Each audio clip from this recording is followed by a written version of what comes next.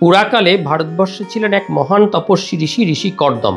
শোনা যায় ঋষি কর্দম নাকি প্রজাপতি ব্রহ্মার ঘাম থেকে জন্ম নিয়েছিলেন। ভগবান বিষ্ণুর চরম উপাসক এই ঋষি ভগবান বিষ্ণুকে তপস্যায় সন্তুষ্ট করে বর পান যে তার ঘরেই ভগবান বিষ্ণু শিশুরূপে জন্ম নেবেন। তাই ঋষির ইচ্ছা মতো ভগবান বিষ্ণু তার ঘরেই শিশুপুত্র রূপে জন্ম নেন। এই শিশুপুত্রই পরবর্তীকালে আমাদের কপিল মুনি, সাংখ্য দর্শনের প্রণেতা।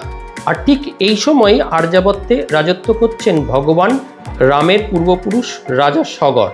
রাজা সগর ৯৯ বার অশ্বমেধ যজ্ঞ সম্পন্ন করেছিলেন। আরেকবার করতে পারলেই ১০০ বার হলেই তিনি হতেন পৃথিবীর অধীশ্বর।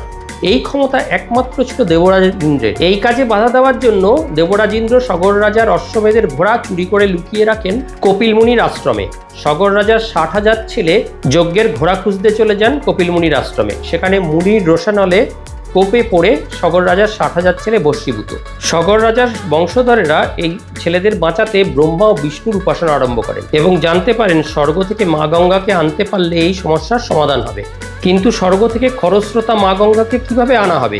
ভগবান শিব এই সমস্যার সমাধানে এগিয়ে এলেন। তিনি খরস্রোতা মা গঙ্গাকে নিজের জটায় আবদ্ধ করে ৭ ভাগে ভাগ করলেন এবং মূল ধারা গঙ্গা নামে বিভক্ত হয়ে ভগীরথের রথের পেছনে পেছনে গঙ্গাকে মর্তে নিয়ে এলেন এই কপিল মুনির আশ্রম অবধি। কপিল মুনির আশ্রমে এসে এক চমৎকার হয়। মা গঙ্গার স্পর্শে সগর রাজার মৃত ৬০,০০০ ছেলে আবার জীবিত হয়ে ওঠে এবং পুনর্জন্ম লাভ করে। তাই প্রতি বছর মকর সংক্রান্তির দিন ভারতবর্ষের বিভিন্ন প্রান্ত থেকে হাজার হাজার পুণ্যার্থী দল এখানে আসে এবং এই সাগর সঙ্গমে স্নান করে তারা মা গঙ্গার কৃপা লাভ করে এবং কপিল মুনির আশ্রমে ভক্তি ভরে পুজো দেয়।